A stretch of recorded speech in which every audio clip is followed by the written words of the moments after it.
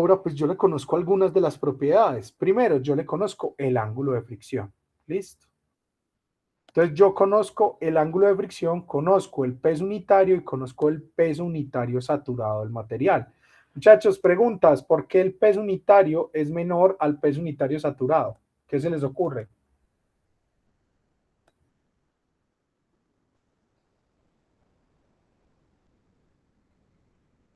Profe, porque el saturado tiene en cuenta el agua, ¿no? Muy bien, entonces acuérdense que ese peso unitario que yo estoy calculando es el peso por unidad de volumen, ¿cierto? Y acuérdense que yo estoy calculando peso por unidad de volumen. Si yo ese mismo material que tengo ahí, que es una arena o es una grava, la lleno con agua, todos esos espacios vacíos que antes estaban llenos de aire, ahora van a estar llenos con agua. Entonces, ¿qué es lo que va a hacer eso? Va a provocar que el suelo tenga un peso mucho mayor.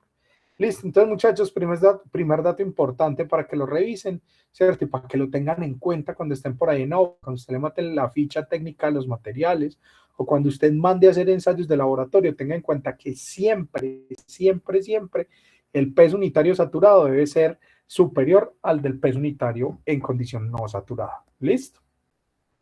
Entonces ahora, ¿qué es lo que me están diciendo a mí? Pues me están colocando un ejercicio que pudiera parecer muy trivial y es que determine el ángulo de inclinación máximo que puede llegar a tener la arena cuando la volqueta la descargue. ¿Listo? Tenemos entonces que lo vamos a calcular primero con una arena totalmente seca. ¿Listo?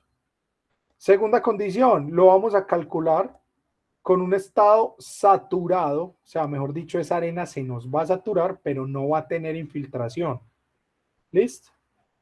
El tercer caso lo vamos a calcular saturado y con infiltración, ¿cierto? Y esa infiltración es paralela a la pendiente del sal. Y por último nos van a preguntar cuál es la pendiente, ¿cierto? Si yo lo que quiero es que el factor de seguridad de ese material, esa arena que coloqué yo ahí, sea de 1.25. ¿Listo? Entonces, primera condición, muchachos, vamos a resolver el ejercicio número A. ¿Cuál será la ecuación que tenemos que utilizar para el cálculo del factor de seguridad en estado seco?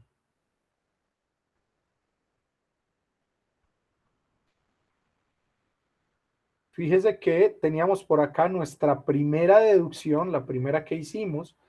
Decía por acá que cuando teníamos un material completamente seco, no hay fuerzas de infiltración, ¿cierto? Y no hay peso saturado del material. Entonces podemos decir que la ecuación que íbamos a utilizar era que la tangente del ángulo de fricción sobre la tangente de inclinación del talud era igual al factor de seguridad. ¿Listo? Entonces esa será nuestra primera ecuación.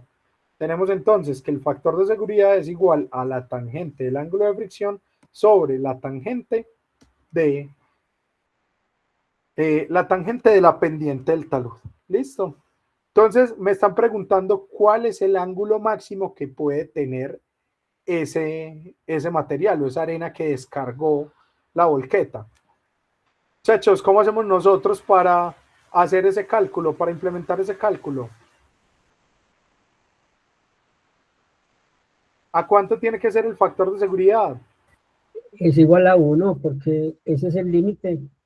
Muy bien, muy bien. Esa es la conclusión. Primero, piense cuál es el estado límite. El estado límite es cuando el factor de seguridad es 1. A partir de ese punto, si el factor de seguridad es menor que 1, quiere decir que ese talud se cae, ¿cierto? Y si usted tiene un factor de seguridad que es mayor que 1, quiere decir que ese material todavía le está sobrando resistencia para poder, pues le está sobrando resistencia respecto a las fuerzas actuantes. Listo, entonces decimos que el factor de seguridad es igual a 1. Si el factor de seguridad es igual a 1, entonces podríamos decir que la tangente del ángulo de fricción sobre la inclinación del talud es igual a 1. Podemos despejar de esa ecuación la tangente de la pendiente del talud. ¿Listo? Entonces podríamos decir que alfa S por 1 es igual, la tangente de alfa S por 1 es igual a la tangente de alfa S, ¿cierto? Entonces nos quedaría en la ecuación que tangente de alfa S es igual a la tangente del ángulo de fricción. ¿Qué hago yo? le puedo sacar tangente inversa a ambos lados en la ecuación y obtengo entonces que la pendiente del talud máxima que puede tener, o sea, usando un factor de seguridad de 1, la pendiente máxima es igual al ángulo de fricción que obtenemos del material. Entonces, fíjense que en la ecuación no fue sino despejar, sabiendo que el factor de seguridad límite era el factor de seguridad de 1. ¿Listo? Perfecto, muchachos. ¿Dudas, inquietudes o comentarios con ese primer cálculo? Profe, sí, ¿cómo me cancelaste las tangentes? Las elevadas también. Listo. Lo puedes hacer con la tangente inversa. Listo, o sea, quedaría un despeje así como el que tengo yo por acá abajo. ¿Qué es lo que pasa? Que en este caso número 1, el factor de seguridad es igual a 1. O sea que esto es tangente inversa de la tangente del ángulo de fricción. Tangente inversa de la tangente. Pues eso es básicamente como si nunca hubieras hecho la tangente. Si quieres lo puedes hacer ahí a mano en la calculadora y te vas a dar cuenta que le colocas tangente de 30, la calculas y le calculas la tangente inversa de eso. Y acordate que la tangente inversa de esa tangente es básicamente el ángulo, o sea que es esto mismo que tenemos acá. Entonces por eso sale esta condición que tenemos acá. ¿Listo? ¿Bien hasta ahí? Listo, bien, perfecto. Este ejercicio, muchachos, como les digo, yo sé, hay que entender las limitaciones. Esto es un curso virtual mediado por TICS. Créanme que hacer el ejercicio en el tablero con el despegue completo a veces le ayuda, ¿cierto?, a entender. Por eso es que acá yo le entrego las ecuaciones y le pido, por favor, que usted también vaya haciendo el ejercicio de intentar despejarlo ahí manualmente en la hojita que tiene a mano, en su cuadernito, donde sea que esté tomando los apuntes. ¿Listo? Perfecto, muchachos. Ahora, vamos a utilizar o vamos a calcular el número D, pues, o el numeral D, que nos decía cuál va a ser la pendiente si el factor de seguridad en estado seco tiene un factor de seguridad de 1.25. ¿Cuál debería de ser esa pendiente? Muchachos, ¿por qué de una vez salté de la A a la D? Porque si hablamos de material seco, la ecuación que tenemos que utilizar es exactamente la misma. ¿Listo? Entonces, para no tener que volver a colocar la ecuación más adelante, ¿cierto? Para no tener que volverme la ecuación, de una vez voy a resolver el punto número D. ¿Listo? Tenemos entonces nuestra ecuación donde sabemos que el factor de seguridad es igual a la tangente del ángulo de fricción sobre la tangente de la pendiente del talud, ¿cierto? Y lo que yo necesito es encontrar la nueva pendiente del talud si el factor de seguridad es 1.25. ¿Qué hacemos ahí? Despejemos en la ecuación, o sea, pasemos tangente de alfa S para un lado, pasamos el factor de seguridad para el otro lado a dividir, ¿cierto? Entonces ya tenemos que la tangente del ángulo de fricción sobre el factor de seguridad es igual a la tangente de la pendiente del talud. Entonces lo que vamos a hacer ahora es que, pues lo que yo necesito no es la tangente de la pendiente del talud, sino la pendiente del talud. Entonces le saco la tangente inversa. Sacándole la tangente inversa, fíjese la ecuación que tenemos acá. Ya tenemos despejada cuál es la pendiente de mi talud. Entonces la pendiente de mi talud va a ser igual a la tangente inversa de la tangente del ángulo de fricción, que nos habían dicho que el ángulo de fricción para el material era de 30 grados, dividido el factor de seguridad, que para este caso nos habían preguntado que cuál era la pendiente para el factor de seguridad de 1.25. Entonces le colocamos ese factor de seguridad, realizamos el cálculo y nos da que la pendiente es de 24.8. Muchachos, ¿tiene lógica que la pendiente haya bajado?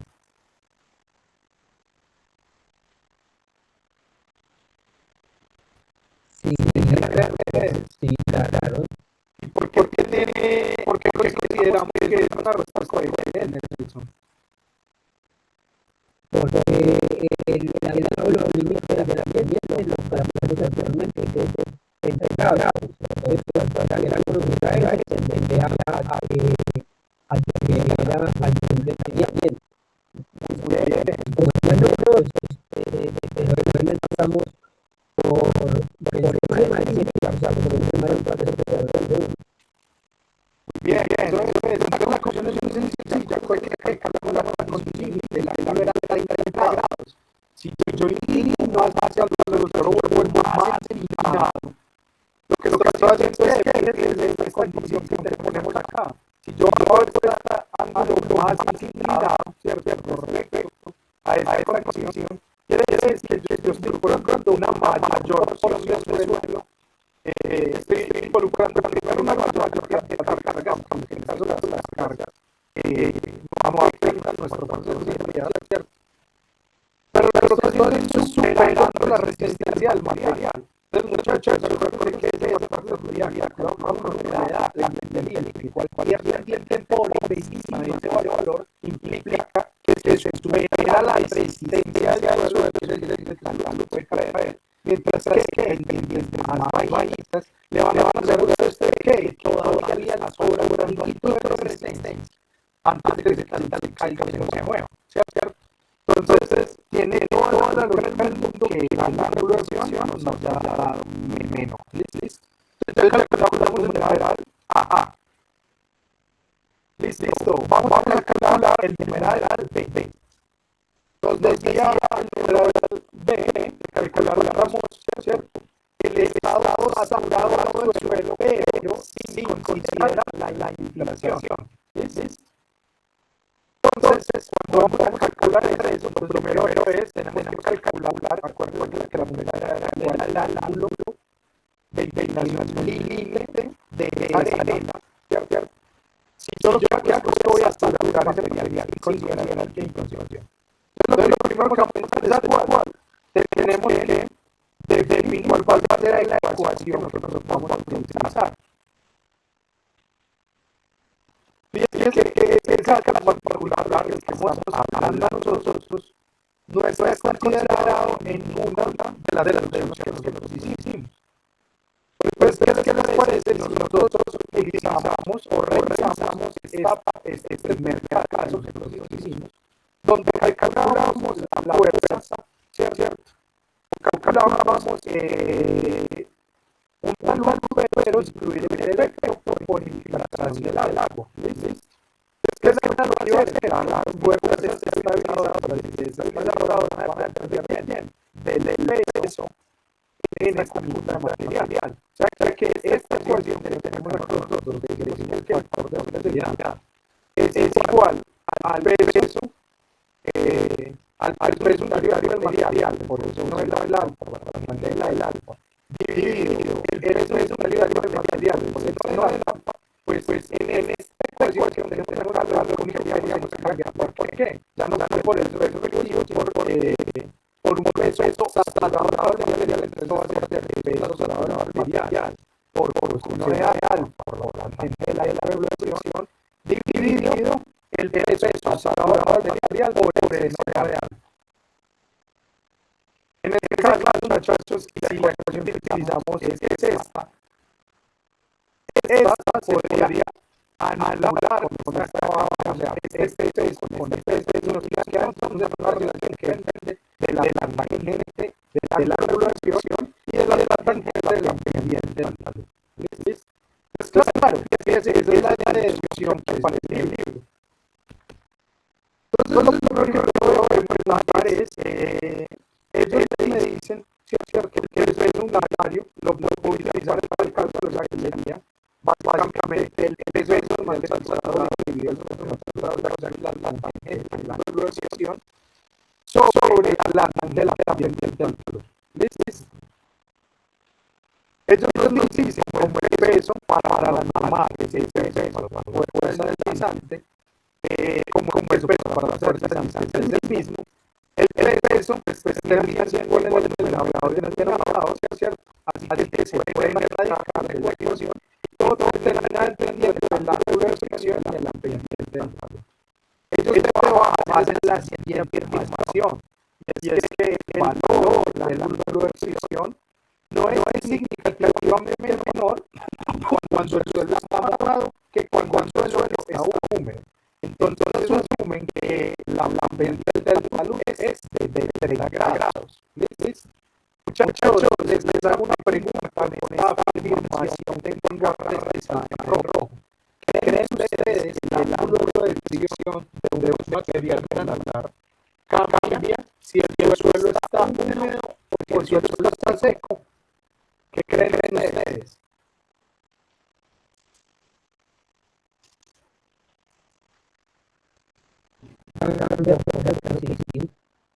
¿Por qué debería cambiar? Acuérdense cuál es la filosofía de la evolución, muchachos, para que nunca se les olvide. La evolución lo que está intentando representar es la fricción entre los granos del suelo.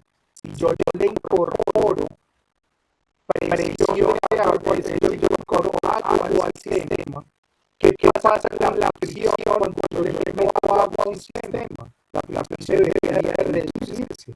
¿Se acuerdan de la última vez que se trató de caminar sobre un piso recién trapeado? Fíjense que la fricción se pierde, tiene que ser más estable, ¿cierto? Usted le pone los partículas. Lo mismo le va a pasar a esa arena, ¿cierto? Que tienen con contacto un montón de granos de suelo, unos con otros, y que lo que ocurre es que ese contacto con los granitos, al que agua en el contacto, deberían de perder fricción, ¿cierto? Entre ellos. Entonces, esa información que justamente la extraigo del libro donde me saqué el ejercicio, para que lo tengan en cuenta, ese libro de Voodoo, ¿cierto? Que es una de las referencias que les entregué cuando hablamos como curso. Eso muy únicamente va avanzando este comentario, ¿cierto? Yo ya les pongo, muchachos, ahí es donde uno tiene que empezar a repasar, ¿cierto? Donde uno quiere creer en el libro para el derecho. Entonces, claro, para ello, el ángulo va a ser de máximo 30 grados. Si yo hago esa nueva evaluación que ellos están haciendo, para poder tomar la decisión de nivel de yo les diría a ellos, venga, no. Cojan ese material y realícenle un ensayo laboratorio donde determinen cuál es el ángulo de reflexión en condiciones adecuadas. Ese había sido el comentario que yo les había hecho antes de que ellos hubieran tomado esta decisión. Su cual alegre de decir que la realización era exactamente el mismo. Perfecto, vamos bien hasta allá, muchachos. La arena de la playa, cuando se saca el masaje leve de una mira que no puede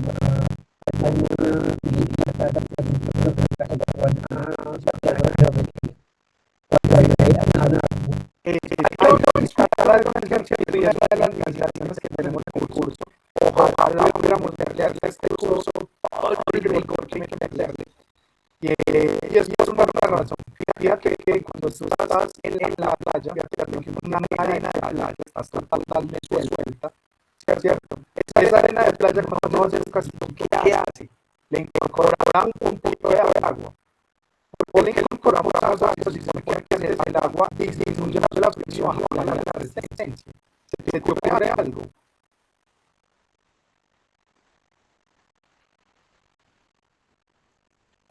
eso no tiene que ver con el sensor superficial.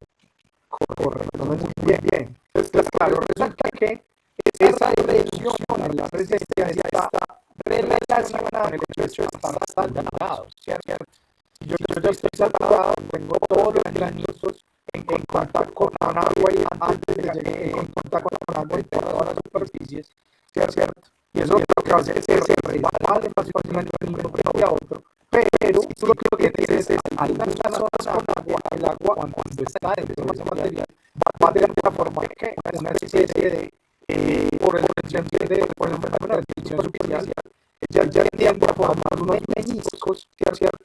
Y esos meniscos se convierten en una fuerza adicional a la resistencia a la tensión por corte del material. Entonces, claro, cuando uno está en la playa le agrega un poco de agua a la arena para que esa tensión superficial que tiene el agua, ¿cierto?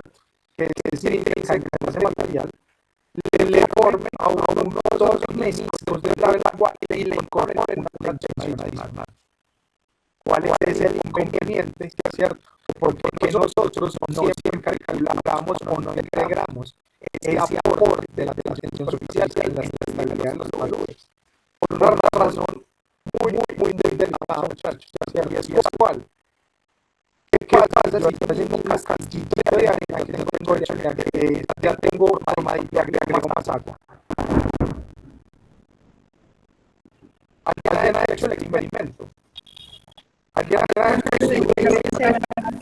Claro, el mismo se barata. Entonces, eso es lo que pasa. Resulta que hay fuerzas adicionales de tensión superficial que aporta el ministro del agua. Es muy delicado de que se esté formando el menisco. Y yo corro un poco más de agua, ya no se forma más el menisco.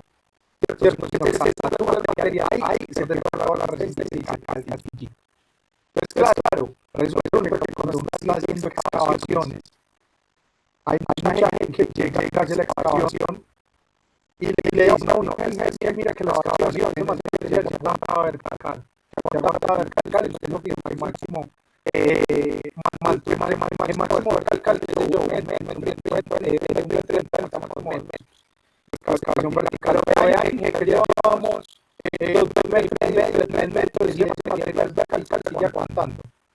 Y respuesta con esto, no, si quiere seguir excavando, no me preocupe. Cuando en cualquier momento usted pierda tensión superficial, o sea, pierda parte de los meniscos del agua, porque tiene tal o expuesto al sol, o pierda parte de aumente de humedad, porque yo hago una lluvia, inmediatamente el talud se cae. Entonces pasa un montón, muchachos, que la gente de ahora toma esas decisiones indicadas, ¿cierto? De hacer esos soportes, a veces al criterio, ¿cierto? O a veces pasan por encima de la recomendación con corte de salud, y claro, seguramente puede soportar un poco más. ¿Y por qué sucede eso? Porque es que hay una tensión superficial que está ahí, que puede estar aportando un poco la resistencia del suelo. Pero acuérdense que esa resistencia es muy precaria y depende de esa agua que usted tiene ahí en el menisco, no se pierde por el sol, por evaporación, o no se pierde ese menisco por material al recibir agua lluvia se empieza a saturar en algunas zonas. Claro, es que hay excavaciones y el medio llueve y las excavaciones se caen, ¿cierto? O hacen excavaciones y inmediatamente le empieza a pegar un súper fuerte y la excavación empieza a caer bien. Entonces es un dato para que lo tengamos en cuenta. Buena pregunta, muchachos. Es de esas cosas que hay que aclarar. Y soy honesto con ustedes. El curso está considerando los del principio. Si el suelo está saturado o está seco. Esos suelos parciales saturados no son los que tenemos en este curso. Si nosotros quisiéramos hacerlo, quisiéramos involucrar estas fuerzas adicionales del menisco y tensión superficial, debería haber un curso que es como mecánica de suelos parciales saturados, que ese curso no lo tiene la universidad. Es más, creo que en muy pocas universidades lo tienen hoy en día. En la nacional creo que ellos lo tienen y se llama, ellos lo meten dentro de suelos tropicales, ¿cierto? Ellos lo meten dentro de un curso que se llama suelos tropicales y ahí hablan de suelos parcialmente saturados y calculan ese aporte adicional. Eso básicamente es como que le suman un poquito más a la cohesión por ese fenómeno. Pero ya saben, muchachos, que es un poquitico riesgoso calcularlo así. ¿Listo? Igual, no voy a decir que en otras partes del mundo no se hace. En Brasil, de hecho, si usted justifica ese valor de esa tensión superficial o esa cohesión adicional por ese efecto del material parcialmente saturado, usted puede construir, ¿cierto? Y puede excavar alegando que tiene ese fenómeno, ¿cierto? Pero ya saben, muchachos, que eso finalmente es un riesgo y en Colombia todavía no lo hacemos, todavía no lo tenemos en cuenta. Bien, hasta ahí, muchachos. ¿Alguna otra duda, alguna otra inquietud?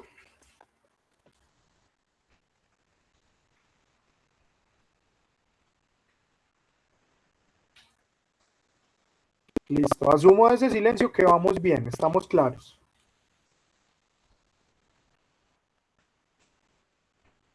Listo, ahora sí, vamos a pasar al numeral, al que es un poquitico más complejo en el cálculo que estamos haciendo, y es cuál. Vamos a asumir que el suelo está saturado, ¿cierto? Y que esta vez sí tenemos una filtración, ¿cierto? O sea, sí hay movimiento del agua dentro de esa masa de suelo. ¿Listo? Entonces, lo primero que vamos a hacer es busquemos cuál es la ecuación que nosotros tenemos que encontrar. o cuál es la que tenemos que usar. Tenemos por acá entonces que para el caso donde tengamos agua en el talud, ¿cierto? Tengamos suelo saturado y tengamos adicional, ¿cierto?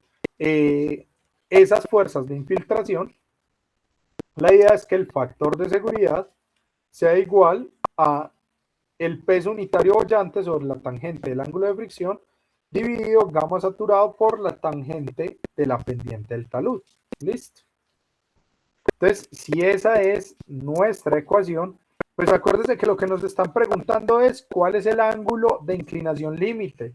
Eso quiere decir, como lo dijo Nelson ahorita hace un rato, que el factor de seguridad es igual a 1. O sea que yo puedo pasar la tangente de la pendiente del talud, multiplicándola obviamente por 1 para el otro lado de la ecuación, y eso va a ser igual al peso unitario boyante por la tangente del ángulo de fricción sobre el peso saturado del material. ¿Listo? Ahora, muchachos, vamos a calcular cuál es el peso unitario boyante del material. El peso unitario boyante del material se calcula como el peso saturado, como les había dicho ahorita, menos el peso unitario del agua. ¿Listo? El peso unitario del agua, ¿cuánto es, muchachos? ¿Quién se acuerda de ese dato? ¿Cuánto es la densidad del agua, por ejemplo? Es 1, profe. Muy bien, ¿cierto? Entonces acuérdese que el peso unitario es básicamente, en este caso, cuando nosotros calculábamos la densidad, acuérdense que la densidad era masa sobre volumen, pero el peso unitario ya no es masa sobre volumen, sino que es peso sobre volumen, ¿cierto? Entonces, ¿el peso es cuánto, muchachos? Acuérdense que el peso es la masa por la gravedad. O sea que básicamente lo único que habría que hacer sería acelerar esa densidad que tenemos, ¿cierto? Si la aceleramos por la fuerza de la gravedad, pues es básicamente multiplicarla por 9.8. Entonces, ya sabemos entonces que el gamma del agua es de 9.8 kilonewton por metro cúbico. Y tenemos que el gamma saturado, nos habían dicho en el ejercicio, era de 17.5 kilonewton por metro cúbico. ¿Listo? Entonces ahora hacemos la resta, 17.5 kilonewton metro cúbico menos 9.8 kilonewton metro cúbico, que sería el peso unitario del agua, nos da 7.7 kilonewton metro cúbico. ¿Listo? Teniendo ese valor, lo que podemos hacer ahora es reemplazarlo en la ecuación, ¿cierto? Tenemos entonces que la tangente de alfa S es igual al peso unitario boyante, que ya lo calculamos y era de 7.7 kilonewton metro cúbico, dividido el gamma saturado, que nos lo habían dado desde el laboratorio y era de 17.5 kilonewton metro cúbico, por la tangente del ángulo de fricción, o sea, la tangente de 30 grados.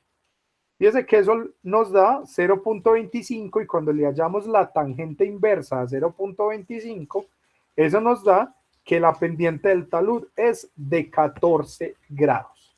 Muchachos, tiene sentido que la pendiente del talud sea menor, ¿cierto?, que la que habíamos calculado en esa condición inicial.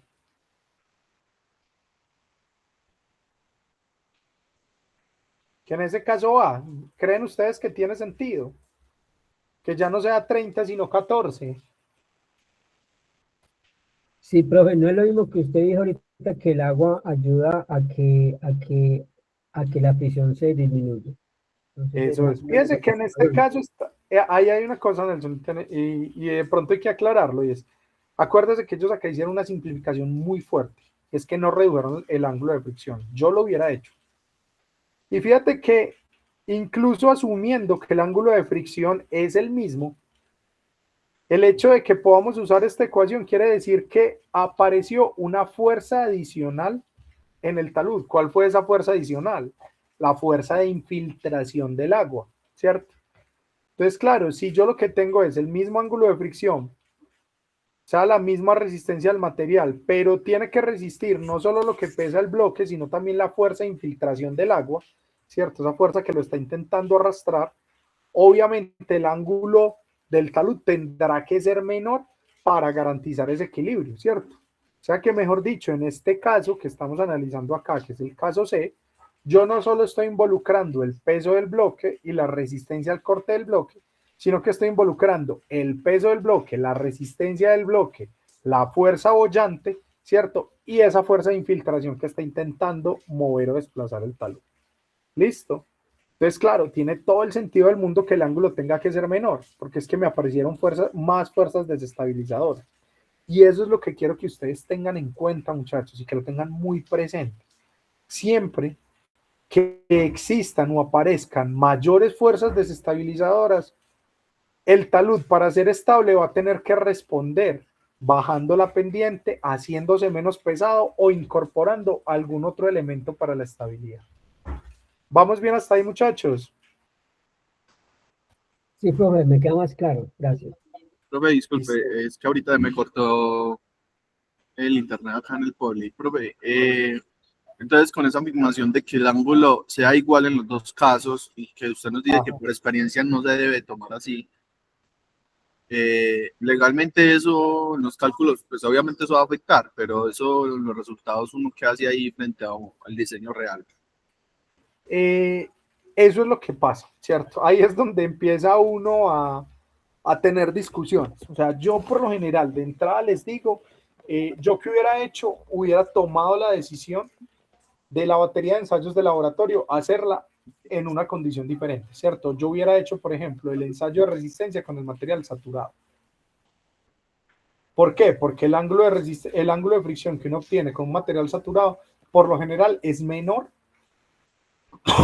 al que uno tiene de un material parcialmente saturado, ¿cierto? Entonces, por eso se van a dar cuenta ustedes que en muchos de los casos, y cuando salgan a trabajarles, se va a volver casi que la religión para muchos de ustedes, en la mayoría de los casos, los ensayos de laboratorio los termina uno haciendo sobre materiales completamente saturados. ¿Para qué? Para que le dé el ángulo de fricción menor y usted pueda estar tranquilo, ¿cierto? Diciendo, yo diseñé desde la condición más estable y es asumiendo que ese material tiene la menor resistencia posible, ¿cierto? Bien hasta ahí. Listo, profe, muchísimas gracias. Eso es, pero eso es una limitante importante y tenés toda la razón. O sea, si uno fuera a ser riguroso a rajatabla, para poder resolver este ejercicio habría que hacer 2 ensayos de resistencia en laboratorio. Uno con el material parcialmente saturado y otro con el material completamente saturado. ¿Listo? Okay. O sea que para los cálculos que corresponden al segundo trabajo, vamos a llevar esto igual, o sea, al mismo ángulo. Tranquilo, no se preocupen. La idea es que el que ustedes van a calcular no es así de sencillito, muchachos. Ojalá, pues ya. Ojalá. Ya quisiera uno que lo que le tocara en la vida fuera así de fácil, ¿cierto? Pero no se preocupen, ¿por qué? Los que les van a tocar a ustedes se ven algo así como lo que están acá, ¿cierto? Es más, ni siquiera así, pueden verse, ahorita les muestro de pronto alguno de los que ustedes pueden llegar a calcular. Es más, yo creo que yo tengo uno por acá. Pues tengo un esquemita parecido al que ustedes pueden llegar a calcular. Muchachos, la idea es que ustedes calculen uno que pueda ser más o menos así como el que tengo yo acá, con una geometría así rarita, inclinada, variada, ¿cierto? Y la idea es que no solo hagamos esto, porque el siguiente trabajo es ese, ¿cierto? Es calcularle el factor de seguridad a un talud así como este. Pero el trabajo final, muchachos, que yo tengo en mente y que espero que ustedes le pongan toda la voluntad del mundo, es poder hacer algo como esto, ¿cierto? Es poder incorporar elementos de soporte o cambiarle la geometría al talud para obtener un talud que sea estable. ¿Listo? Entonces, en que ya empezamos a aplicar un poquitico más la teoría. Entonces, pero no se me asusten, esto no lo tienen que hacer ustedes a mano. ¿Listo? A mano tendrá que calcular usted alguna cuenta de servilleta en algún talud, ¿cierto? En alguna condición, digamos, muy precaria que usted esté en campo, ¿cierto? Pero por lo general la idea es que nos apoyemos con software para hacer este tipo de análisis. ¿Listo? Perfecto, muchachos. ¿Dudas, inquietudes o comentarios hasta ahora? ¿Vamos bien? Sí, profe, muy bien. Listo, perfecto. Ahora sí, vamos a meterle sabor a esto. Vamos a volver un poquitico más real el análisis.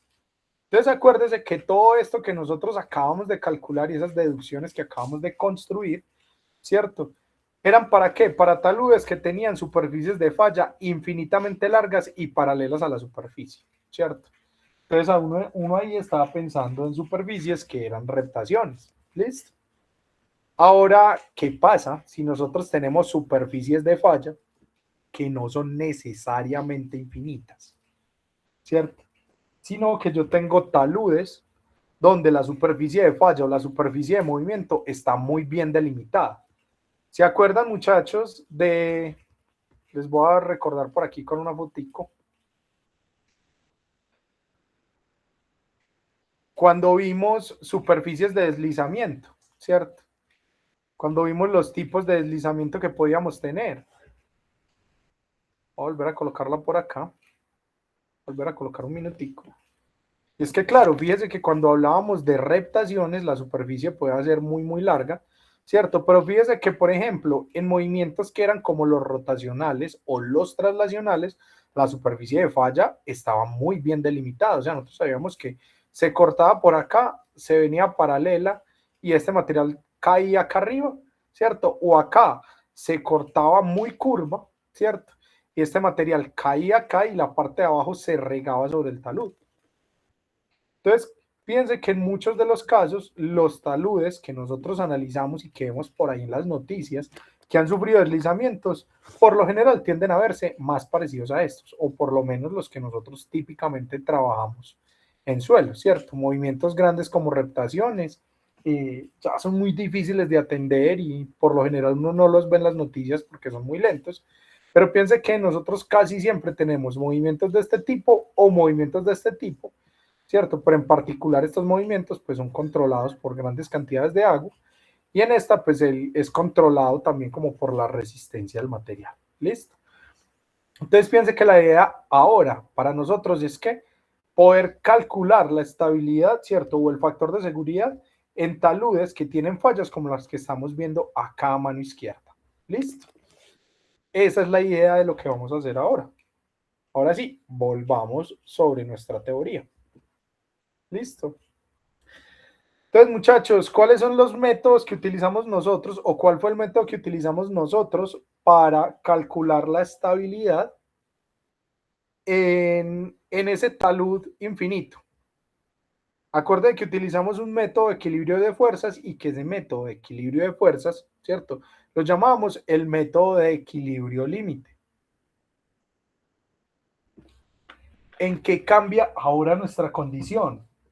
Piense que ya no tenemos un talud infinitamente largo, ¿cierto? Sino que ya el talud que yo tengo lo puedo empezar a partir en un montón de tajaditas, ¿cierto? En un montón de, sí, pues llamémoslo tajaditas, porque en realidad, pues si uno va a la literatura técnica, la traducción correcta es como dovelas, ¿cierto? Sin embargo, pues usualmente cuando uno lo ve en la literatura tradicional en Estados Unidos lo dicen como slide, ¿cierto? Como método de la tajada, pero la traducción correcta es dovela, pero a mí me parece pues, que no está mal ponerle cualquiera de los dos nombres siempre y cuando usted entienda. Entonces una opción es utilizar obviamente para esos taludes que no tienen falla infinita o superficie de falla infinita, pues podemos utilizar equilibrio de fuerzas, donde ¿qué tenemos que hacer, muchachos? Partir ese talud en un montón de superficies y aplicar estabilidad a cada uno de estos cuadritos, ¿cierto? Y si, por ejemplo, alguno de los cuadritos o alguno de estas tajaditas no se sostiene por sí mismo, ¿qué tendrá que hacer? Transferirle fuerzas a la tajadita siguiente, ¿cierto? O a la dovela siguiente para ver si esta es estable o si esta es estable, ¿cierto? Y así, digamos que entre todo el talud se ayudan a sostenerse. Esa es la opción 1, es la opción del equilibrio límite. Listo. La siguiente alternativa, y digamos que es uno de los métodos importantes, y es que al ya no tener taludes infinitos, podemos utilizar un método que se conoce como el método de diferencias finitas. Muchachos, ¿han utilizado ustedes diferencias finitas alguna vez para solucionar algún problema? Nada, profe. Bueno, puede que ya no. En mis tiempos el curso o los cursos de hidráulica, ¿cierto? Involucraban algunos métodos que uno podía resolver o utilizar método de diferencias finitas para calcular algo en específico, ¿cierto? Digamos que ya no es tan común y me he dado cuenta porque ya lo he preguntado en varias partes y ya no los utilizan. Pero muchachos, solamente para que lo tengan en cuenta, un método de diferencias finitas es un método en el cual yo, por ejemplo, este talud que tengo acá, lo voy a partir en un montón de punticos, ¿cierto? Yo sé que para cada puntico hay un esfuerzo vertical, ¿cierto? Hay unos esfuerzos horizontales, ¿cierto? Y que esa relación esfuerzo vertical, esfuerzo horizontal, pues me va a poder permitir calcular una deformación en cada puntico, ¿cierto? Entonces imagínense como por ejemplo que yo sacara un puntico por acá. Si yo saco ese puntico, yo cojo un punterito, ¿cierto? Si yo llego y tomo un punto en el suelo por acá, y a ese punto en el suelo yo le calculo el esfuerzo vertical, eso me va a decir cuánto se va a deformar ese punto verticalmente, ¿cierto? Adicional, esa aplicación de esfuerzo vertical para que haya un equilibrio de fuerzas mediante el módulo de Poisson, ¿cierto? Se va a transformar en unas deformaciones horizontales. Y adicional, van a aparecer unos esfuerzos horizontales para que ese cubito o ese tensor de esfuerzos se siga manteniendo en equilibrio. ¿Listo? Entonces, mejor dicho, la fuerza vertical ocasiona fuerzas horizontales y deformaciones horizontales en ese puntico. Ahora, ¿qué hago yo con esa información? Yo sé que al lado de ese puntico, ¿cierto? Que es este puntico que yo tengo por acá.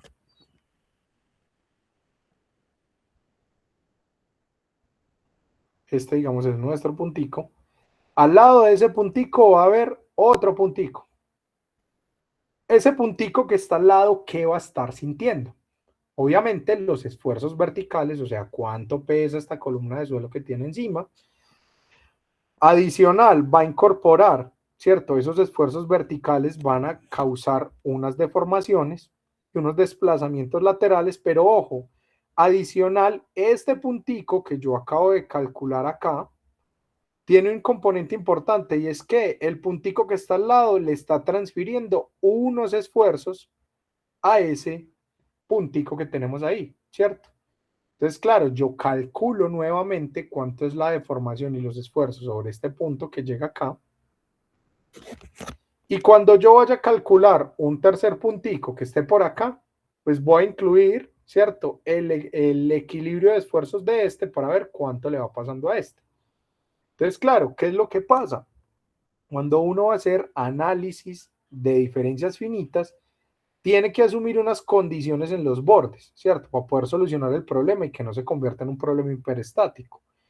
Por ejemplo, uno que asume en los bordes, uno puede asumir que los bordes, por ejemplo, tienen solamente desplazamiento vertical, ¿cierto? O que, por ejemplo, los bordes están totalmente fijos y anclados y ellos no se desplazan ni hacia arriba ni hacia los lados, como mucha gente lo asume. Y lo que va a hacer uno es que a partir de esas condiciones de borde o de frontera, así se llaman, pues yo voy a calcular los esfuerzos y de ahí me voy moviendo hacia el interior del talud, calculo todo, ¿cierto? Y una vez ya llegué al otro extremo del talud, la idea es que me devuelvo con esos esfuerzos volviendo a calcular hasta que llegue al borde del talud.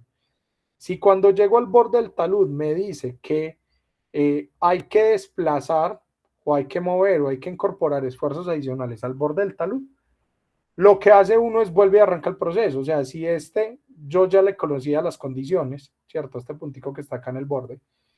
Una vez vuelva mi cálculo hasta acá, el que vuelve y hace, recalcula este borde del talud con esos esfuerzos adicionales y vuelve y arranca a desplazarse hacia la izquierda.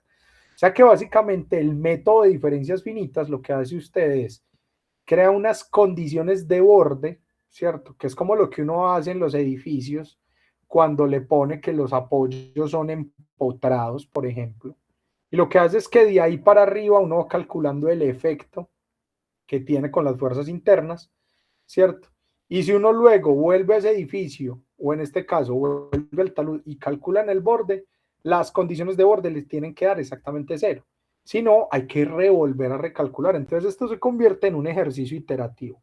Muchachos, ¿creen ustedes que hacer ese ejercicio iterativo a mano es posible?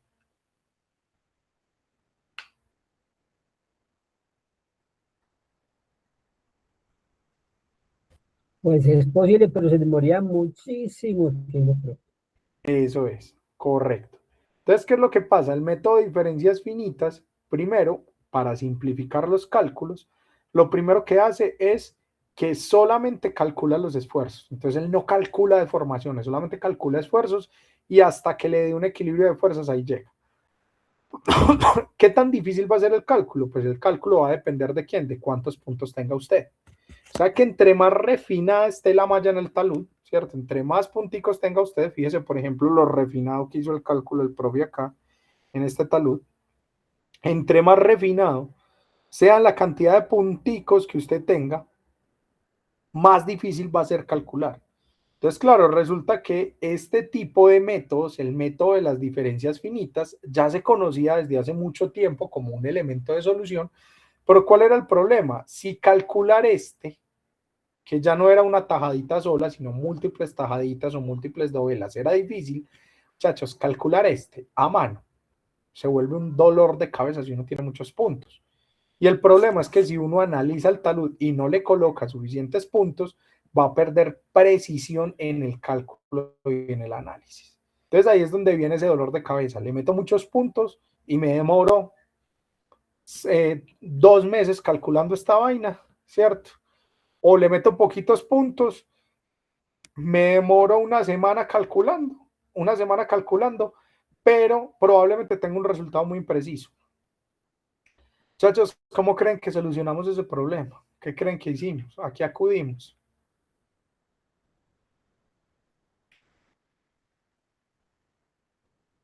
¿Quién ha sido nuestra herramienta fundamental desde los años 60 en el cálculo de elementos repetitivos? ¿Quién nos hace ese favor a nosotros? Pues nuestro amigo computador. Muy bien.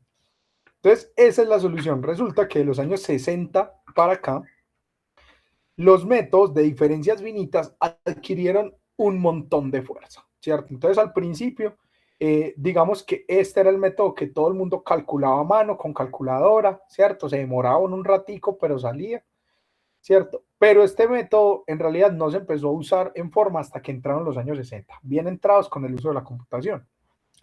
Ahora, resulta que tanto el método de equilibrio límite como el de fuerzas finitas tiene un problema. El problema es que sí, ellos muy juiciosos calculan equilibrio de fuerzas, ¿cierto? Obvio acá entre más parta usted el talud en dovelitas, más preciso es, ¿cierto? Pero ¿cuál fue el problema que tuvieron ellos? Muy fácil. Resulta que tanto en el cálculo de equilibrio límite como en el cálculo de diferencias finitas estábamos dejando de lado la deformación, ¿cierto? Entonces estamos haciendo un montón de cálculos enfocados en la resistencia del material, pero es que, claro, un material como un suelo que ya sufrió una deformación súper grande, piensa en un suelo con una deformación, un talud, parece al frente de un talud, y piensa en una deformación por ahí de 1 metro, imagínense el tamaño de la grieta que sale en la parte superior.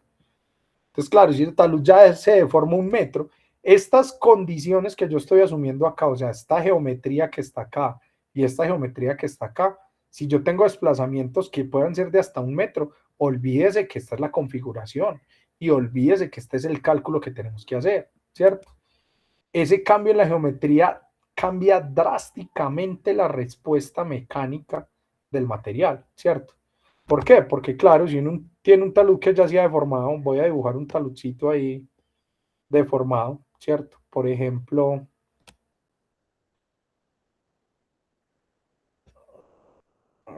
espérense que no me cogió el lapicito, ¿cierto? Piensen, por ejemplo, en este talud, si este talud se empieza a deformar, va a empezar a hacer esto, se va a mover hacia acá, ¿cierto? Y seguramente acá va a empezar a mostrar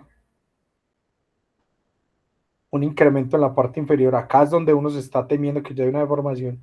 Fíjese que si yo hice equilibrio de fuerzas para esta dovela que tengo acá, asumiendo que el terreno llegaba hasta acá, ya estoy diciendo una mentira, ¿cierto? Y lo mismo, si ya tengo este terreno que se ha movido hacia acá, cuando yo calculo el peso de esta dovelita, esto ya no es real, porque es que esto ya se modificó, ¿cierto? Entonces, teniendo y conociendo esas limitaciones, lo mismo podía pasar acá. Imagínense que este ya es el talud que se está moviendo, ¿cierto? Y disculpen que se me fue un poquito la raya por encima. Imagínense que este es el talud que se está moviendo. Si este es el talud que se está moviendo, pues puede que ya hacia abajo el talud no conserve la geometría.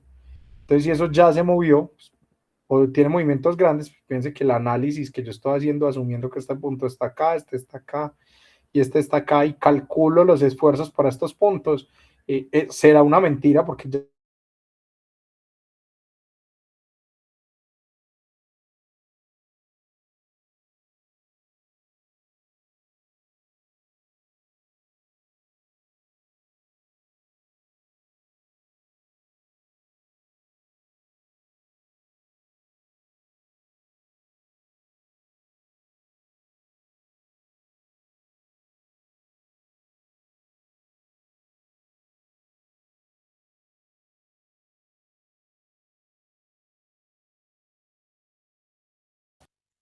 Profe, se le fue la voz.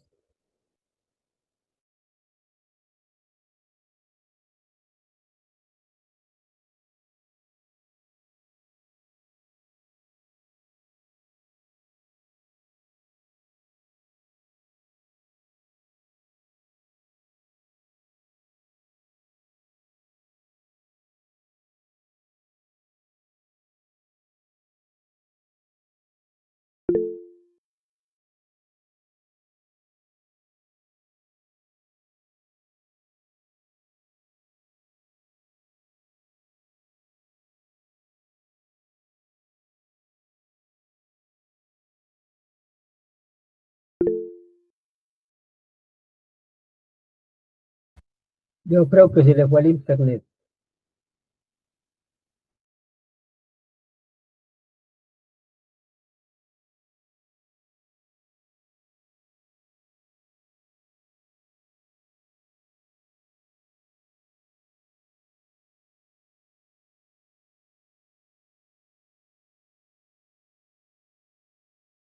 contundente. Y de hecho, se los digo, en este momento normativamente, para nuestro país, esto es obligatorio. Profe, disculpe, ¿puede repetir por favor los últimos 5 minutos de que se cayó el internet? Y el audio. Sí, ¿Se me es que cayó se mi fue el CLC? internet y no estás presentando tampoco, porque se te fue el internet, profe. Ay, perdón, muchachos, listo. Espérense entonces un minutico. Denme un segundito, muchachos. Voy a volver acá. Qué pena con ustedes. Listo. Perfecto.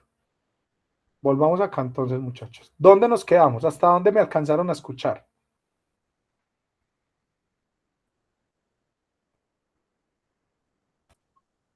Donde estás haciendo las linecitas rojas de ese talud. Ah, listo, perfecto. Entonces en el primero acá, listo. Entonces, muchachos, piensen en lo siguiente. El Pero no equilibrio, estás presentando, profe. no estoy presentando. Espérense. A ver, corrijo ese problema. Qué pena, muchachos. Acá.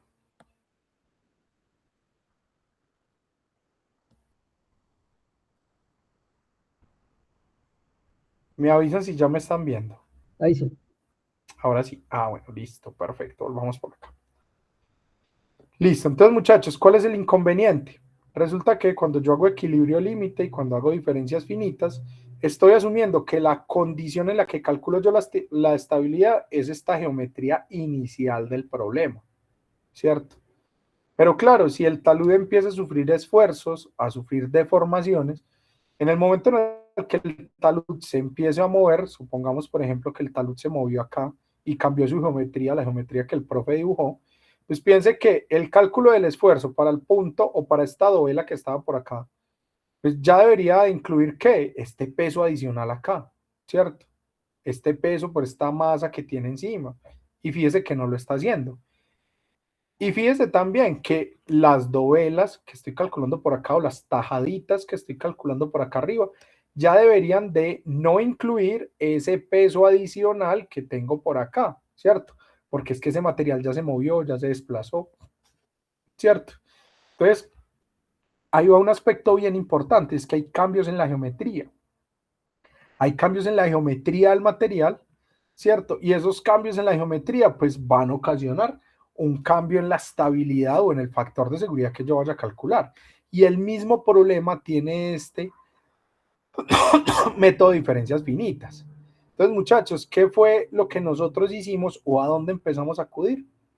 Pues aprovechando que la computación había empezado a tener un boom impresionante, lo que empezamos fue a evolucionar o a cambiar de métodos de equilibrio límite a métodos de diferencias finitas y de métodos de diferencias finitas a método de elementos finitos. ¿Cuál es la diferencia de un elemento de métodos finitos, de método finito a elemento finito, lo vemos aquí abajo, a un elemento de diferencia finita, ¿cierto? ¿Qué fue lo que hicimos? En estos elementos de diferencias finitas nosotros empezamos a involucrar no solo los esfuerzos, ¿cierto? Entonces ya no es solo que yo a mi vecino le transmito el esfuerzo o la información de con cuánto lo jalo yo, sino que también le transfiero la información de cuánto me moví yo. Entonces, si yo estoy agarrado con alguien de la mano y yo lo que hago es que me muevo hacia la izquierda, ¿cierto? Yo le voy a transferir unos esfuerzos a través de mi brazo y esa persona que va a recibir va a tener una tendencia a moverse hacia la izquierda en función de quién, de los esfuerzos y los desplazamientos que yo tenga. Entonces eso se convierte en una información importantísima para nosotros.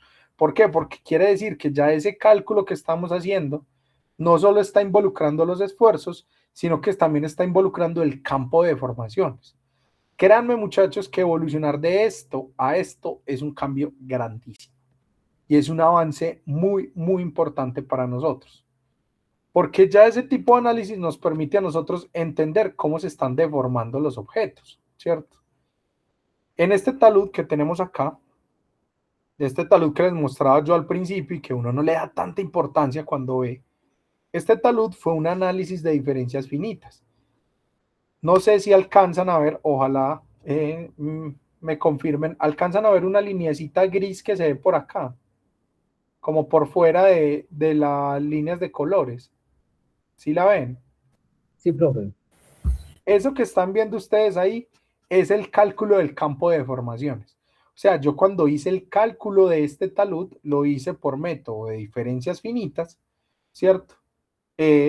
Perdón, por método de elementos finitos, y cuando lo hice por método de elementos finitos, fíjense que me permitió entender cómo se iba a deformar ese talud. Importantísimo para mí, ¿por qué?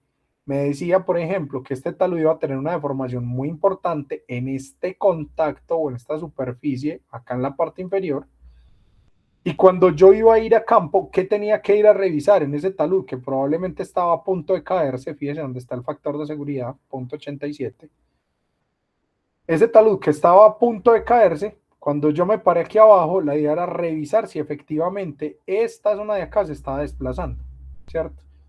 Y digamos que en particular en ese talud, sí. Y pues acá está un poquito exagerado el análisis del talud usando elementos finitos. Me decía que el desplazamiento era de como 90 centímetros, ¿cierto? De 80, fíjense, por aquí está, 80 centímetros.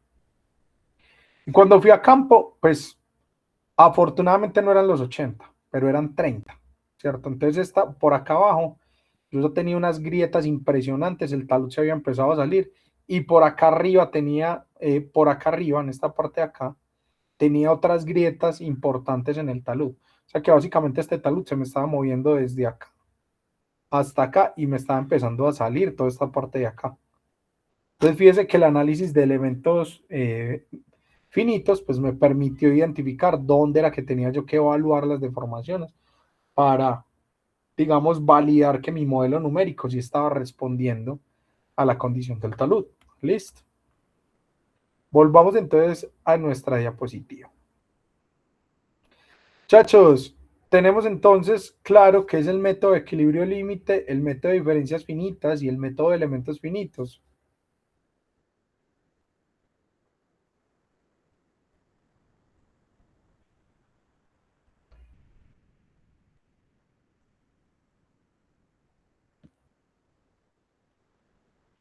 ¿Estamos claros con eso, muchachos?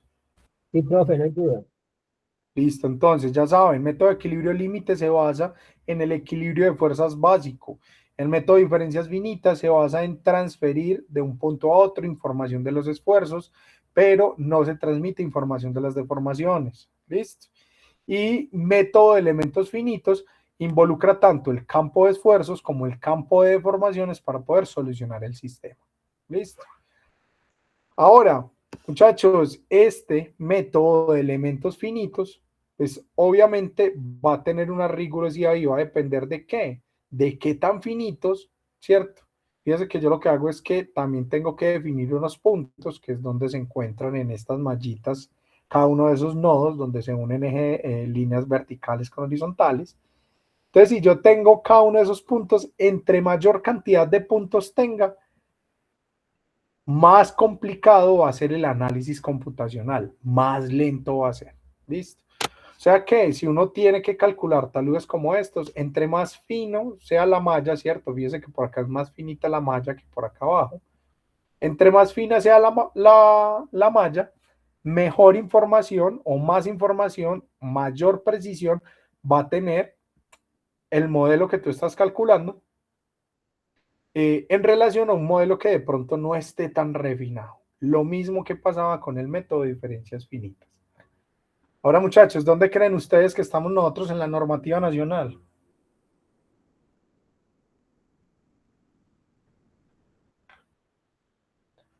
¿Cuál método creen ustedes que es la que dicta la norma de nuestro país? ¿Será el equilibrio límite, profe?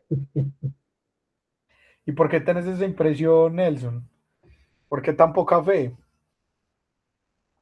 No, porque si apenas se están sacando la norma para los taludes que ni siquiera creo que ha salido, o pues o salió algo del Invías, no pensaría que estemos tan avanzados.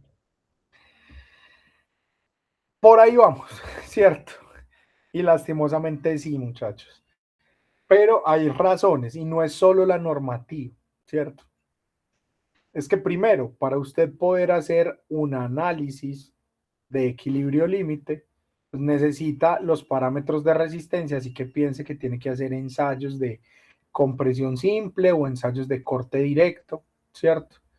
Pero cuando usted ya entra en el campo de las deformaciones, como lo que tenemos acá abajo, ¿cierto? Que son estas, cuando usted ya entra en el campo de las deformaciones, ahí aparece un problema importante y es que usted no solo debería tener información de cómo se distribuyen los esfuerzos y bajo qué resistencia falla el material, sino que también debería tener información del rango de deformaciones que puede tener el material a la hora de la falla.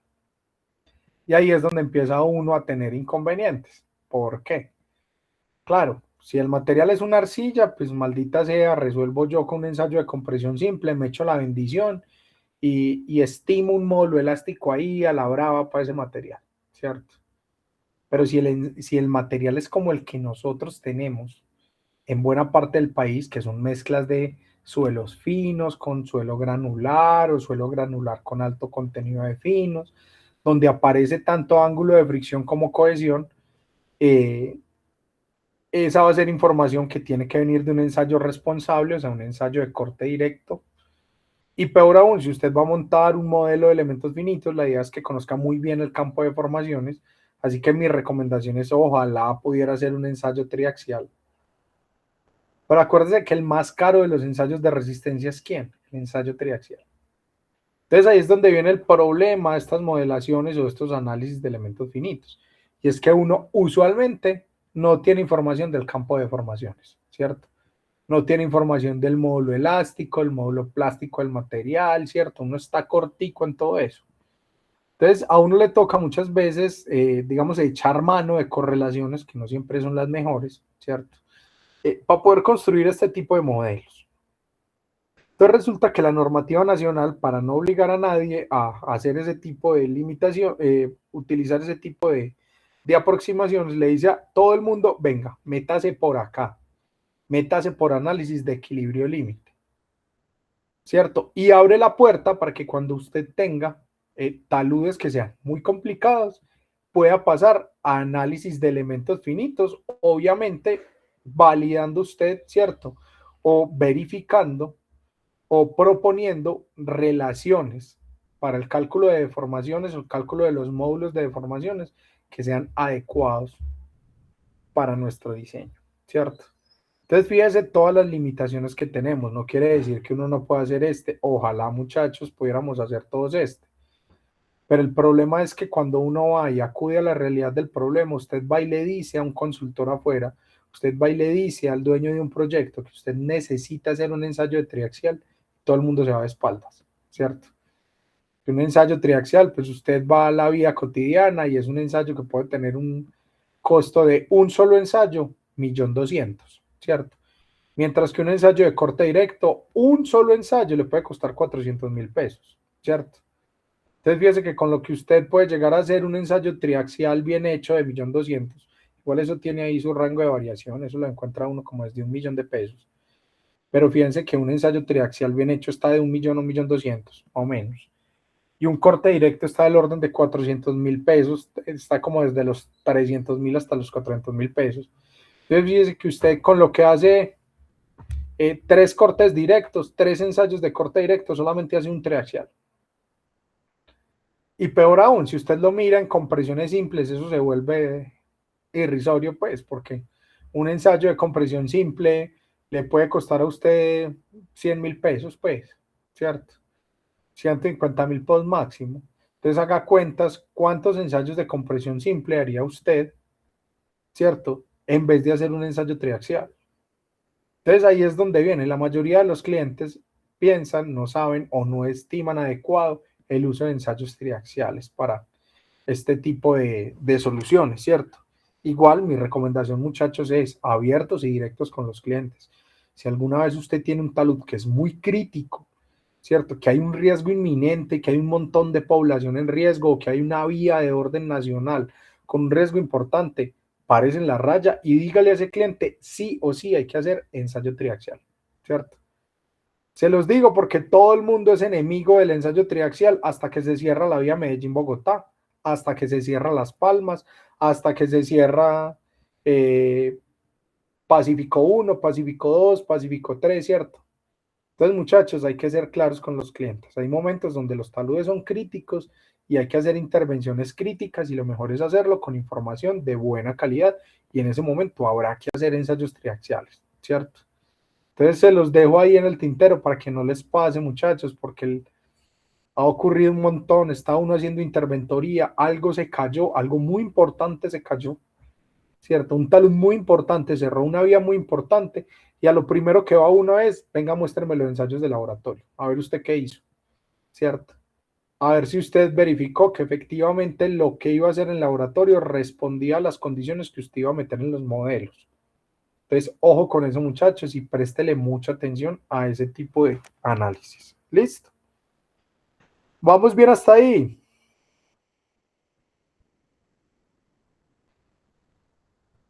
Listo. Espero que sí. Espérense, muchachos, voy a hacer algo para asegurar que no nos vuelva a ocurrir, ¿cierto? Lo mismo de ahorita, y es que voy a conectar otro dispositivo, pero voy a conectar otro dispositivo usando los datos del celular. ¿Listo? Profe, tengo como una inquietud sobre los elementos finitos. Ahí no se supone, pues, no sé, como que el suelo es totalmente homogéneo. Porque cuando vamos a pasar de una información de un elemento a otro, uno está suponiendo de que el suelo es totalmente homogéneo. Resulta que el análisis en elementos finitos, ¿cierto? Permite que usted le meta zonas donde el suelo sea uniforme, homogéneo, continuo. Bueno, perfecto. Pero piensa que esa misma consideración la podemos hacer nosotros desde el equilibrio límite y claro que la podemos hacer en el método de elementos finitos. Ojo, es importante y una cosa que acabas de mencionar, Nelson, y es hay que clasificar o hay que definir muy bien el perfil estratigráfico, ¿cierto? Acuérdese que hablamos de eso por allá al principio. Ese perfil estratigráfico le dice a usted, ¿cierto? Desde dónde hasta dónde el material tiene las mismas características. Entonces, cosas como Sí, la claro. siguiente. Ajá. Cosas como la siguiente, si asumimos que este es nuestro talud, hay que definir muy bien con el geólogo, bueno, este primer material que yo estoy viendo acá, en este primer espesor, no sé, corresponde a una arcilla o a un limo, a una arena, a una grava, lo que sea, ¿cierto? Con estos parámetros de resistencia, con este peso unitario, ¿cierto? Y que si de ahí para abajo tenemos otros materiales, hay que sí o sí definir muy bien. Entonces acuérdese que el ensayo, pues o la definición del método, ya sea equilibrio límite, diferencias finitas o elementos finitos, tiene que arrancar porque usted se siente, revise la exploración de campo y construya el perfil estratigráfico del terreno. ¿Listo? Perfecto. Ahora sí, muchachos, ya les mencioné las tres, ya les dije dónde está la norma, ¿cierto? Por dónde está obligándonos la norma a trabajar.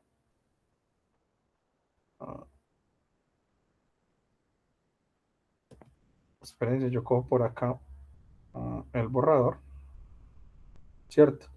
Entonces, fíjense que la norma ya nos está obligando a nosotros a apuntarle a un método, ¿cierto? Y es el método de equilibrio límite. Entonces, la idea, muchachos, es que de este curso, pues tengamos las herramientas para salir a hacer lo que hay que hacer en campo, ¿cierto? Para ir a hacer lo que hay que hacer en su vida profesional. Entonces, nos vamos a enfocar en el método de equilibrio límite. ¿Listo? Vamos a hablar entonces de esos taludes por el método de equilibrio límite. Entonces, ¿qué vamos a hacer? Vamos a arrancar. Bueno, muchachos, importante. Ya conecté otro dispositivo, ¿cierto? Ya lo acabé de hacer a la reunión.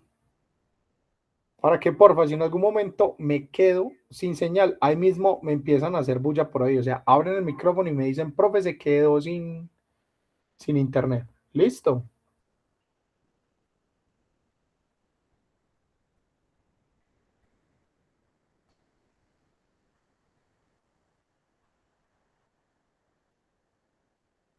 Listo, muchachos. Entonces, ahora sí, vamos a hablar de esas soluciones de taludes infinitos.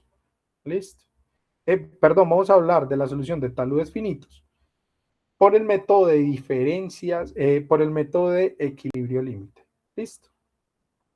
Entonces, lo primero, hay información que se conserva respecto a nuestra condición original y es que, primero, sí o sí tiene que haber una superficie potencial de deslizamiento, ¿cierto? O sea que tenemos que definir por dónde se va a mover nuestro talud. Y ese es uno de los problemas, muchachos. ¿Por qué? Porque es que uno cómo sabe por dónde se va a mover el talud. Entonces seguramente alguien con mucha experiencia en campo, con mucha experiencia en ese terreno en particular, tiene claro por qué superficie se va a mover o por dónde va a tender a moverse, ¿cierto? Pero tanto ustedes como yo, si no hemos trabajado en esa zona, nuestro conocimiento no va a ser lo suficientemente amplio. Entonces la idea es que utilicemos métodos computacionales para analizar diferentes superficies potenciales de deslizamiento para que el mismo computador nos diga, venga, yo creo que por acá es por donde puede fallar el talud. ¿Listo? Entonces, el primer criterio importante es conservamos la superficie de falla o la superficie de deslizamiento para poder hacer nuestro análisis. ¿Listo? Ahora, esa superficie de deslizamiento, a diferencia de lo que ocurría con los taludes infinitos, tiene un comienzo y un fin. Fíjese, inicia acá en la parte inferior y termina por acá en la parte superior del talud. ¿Listo? Esa superficie que ya es finita, ¿cierto? Acuérdese que todo lo que está de la superficie de falla hacia arriba, o sea, el suelo, en este caso todo el suelo que tenemos por encima, pues va a ser el causante de las fuerzas desestabilizadoras. Pregunta, ¿quiénes eran nuestras fuerzas desestabilizadoras, muchachos?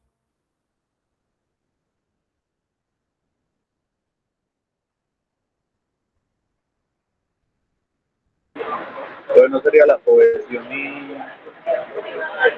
y el ángulo de flexión. Ojo, esas son las fuerzas estabilizadoras, ¿listo? Que están intentando estabilizar mi talud. Perfecto, o sea que estas fuerzas o esta resistencia al corte que yo quiero calcular acá sobre esta línea, por ejemplo, pues está dada por la resistencia de los materiales que estén, ¿cierto?, dentro de esta línea. Entonces, si acá, por ejemplo, tenemos un solo material, fíjense que habíamos dibujado un solo material, ese material tiene un ángulo de fricción y una cohesión, y cada pedacito de esta recta que tenemos acá aporta como resistencia al corte, ¿cierto? O cada pedacito de curvita que tenemos acá aporta como resistencia al corte. Muy bien, esas son las fuerzas estabilizadoras. Ahora las desestabilizadoras. ¿Quién intenta desestabilizar ese talud? Profe, por lo general es el agua, las actividades antrópicas, el hombre. ¿Cierto? Y el peso propio del talud, acuérdense que lo habíamos visto ahorita, ¿cierto? Hay una componente del peso que va a intentar desestabilizar ese talud. ¿Listo? Entonces, claro, cuando uno ve esta tarjeta por acá abajo no lo piensa tanto, pero piense qué le pasa a este bloque acá en la parte superior. El bloque acá está en la parte superior, tiene una fuerza hacia abajo. Fíjese cómo es el plano de corte o deslizamiento. Lo que está intentando ocurrir es que un desplazamiento horizontal a lo largo de esta superficie. O sea, estamos intentando cortar por acá. Entonces, lo que va a aparecer es que este elemento que tenemos acá va a tener unas fuerzas desestabilizadoras que son ¿quién? Las fuerzas de infiltración, el peso del agua, ¿cierto? La fuerza boyante y el peso del suelo, ¿cierto? Pero va a tener otras fuerzas estabilizadoras que son ¿quiénes? La fuerza estabilizadora de la resistencia al corte del talud que tenemos acá abajo, ¿cierto? Que para eso es que tenemos la cohesión y el ángulo de fricción. Yo puedo tener superficies como las que están acá, que son circulares o no circulares. Las superficies circulares, como las que tenemos acá, son superficies que suelen presentarse en suelos de tipo o que tengan un contenido importante de suelos finos, ¿cierto? Entonces, si a usted le hablan de una arena arcillosa o una arena con un contenido muy alto de limos, ¿cierto? O si le hablan de un limo arcilloso, o si le hablan de una, qué sé yo, arcilla limosa o arcilla arenosa, empiece a pensar que la fallaba por acá, ¿cierto? Pero si usted tiene suelos donde el contenido de finos es más bajito, ¿cierto? Entonces piensen, por ejemplo, ahorita dije arena limosa donde no era. Piense, por ejemplo, en arena limosa. En este caso estaríamos en este lado de acá, ¿cierto? Piense en arenas sueltas, arenas bien gradadas, arenas mal gradadas. Piense, por ejemplo, en gravas arenosas, ¿cierto? En ese caso, por lo general, hay una superficie de falla, una superficie de deslizamiento que tiende a ser algo más orientada, ¿cierto? Tiende a ser más plana y nos permite el deslizamiento. Ahora, puede suceder, ¿cierto? Que algunos suelos finos presenten una superficie de falla en algún punto. ¿Por qué podrá suceder eso? Muchachos, acuérdese que nosotros en particular estamos localizados en una parte del planeta donde tenemos unas secuencias de suelos residuales que son muy amplias. Y acuérdese que los suelos residuales, los primeros en degradarse, o sea, o esos suelos que están más próximos al horizonte de roca, heredan características de la roca, ¿cierto? Entonces, por ejemplo, pese a que esto acá sea un suelo, si las rocas tenían un plano de debilidad como el que se ve acá, lo que va a pasar es que el suelo, que es residual, mantiene esa misma condición, ¿cierto? O presenta una zona más débil, parecida o por lo menos con la misma pendiente, una geometría similar a la que tenía la roca. Entonces, muchachos, pilas con eso. Superficies planas, piense mucho, ¿cierto? En suelos más granulares, pero también piense en suelos que están heredando características de la roca, ¿cierto? Suelos residuales donde la roca pudiera tener planos de debilidad y esos planos de debilidad se le transmiten a esos primeros horizontes de suelo residual. ¿Listo? Ahora, ¿cómo vamos a hacer nuestro análisis? Listo. Lo primero, fundamental, muchachos, para hacer análisis de dovelas, ¿cierto? O hacer el análisis de equilibrio límite usando dovelas, lo primero que tenemos que hacer es empezar a dividir el talud en diferentes dovelas. ¿Por qué? Pues claro, yo podría hacer el análisis así, pero le pregunto, ¿cuál es la resistencia al corte? Acuérdate de que la resistencia al corte del suelo es función del esfuerzo efectivo, el ángulo de fricción y la cohesión. Y sí, puede que en todo este suelo, ¿cierto? Que estamos viendo acá, el ángulo de fricción y la cohesión sea el mismo. Pero acuérdense que el esfuerzo efectivo depende de quién, de la columna de suelo que usted tiene por encima. Y será que en este talud, esta porcioncita de la superficie de falla, ¿cierto? Que tiene un confinamiento bajito, tendrá la misma resistencia que un suelo que está por acá donde el confinamiento, ¿cierto? O el esfuerzo efectivo es muy alto, porque mire que está mucho más profundo, ¿cierto? En relación a la capa de suelo que tiene por encima. Entonces, claro, ahí era donde empezaban los problemas y donde empezaba todo el mundo a tener problemas con el equilibrio límite. ¿Por qué? Porque es que la resistencia al corte iba variando a lo largo de toda la profundidad, a lo largo de toda la superficie, perdón, y lo mismo las otras características. O sea, este pedacito de suelo que yo tengo acá no pesa lo mismo que yo tengo acá y no va a pesar lo mismo que los que tengo acá. Entonces, cuando uno iba a calcular ese equilibrio, pues tenía que encontrar el centro de masa, y eso no siempre es tan fácil, ¿cierto? Iba a tener que encontrar adicionalmente también la resistencia al corte, y esa resistencia al corte tenía que involucrar todas las resistencias al corte de todas las superficies de falla, y eso no siempre era tan fácil de calcular, ¿cierto? Entonces lo que hicieron para simplificar el cálculo fue lo siguiente: cogen ese mismo talud, esa misma sección de talud, la cortan o la parten en dovelas, ¿cierto? Que era lo que yo les decía ahorita, en pequeñas tajaditas, y a cada una de estas tajaditas se le calcula el peso, la resistencia al corte, ¿cierto? Los efectos de presiones por infiltración, ¿cierto? Se les calcula el aporte del peso del agua, se reajusta el esfuerzo boyante, perdón, el peso unitario boyante, y con eso, pues, se hacía el cálculo de estabilidad para cada uno de ellos.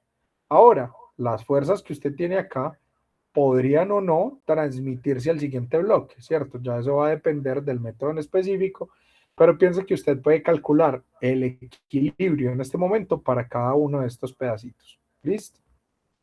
Muchachos, como las superficies de falla pueden ser planas o circulares, pues la idea es que uno pudiera dibujar una superficie a partir de la cual va a empezar a hacer su análisis.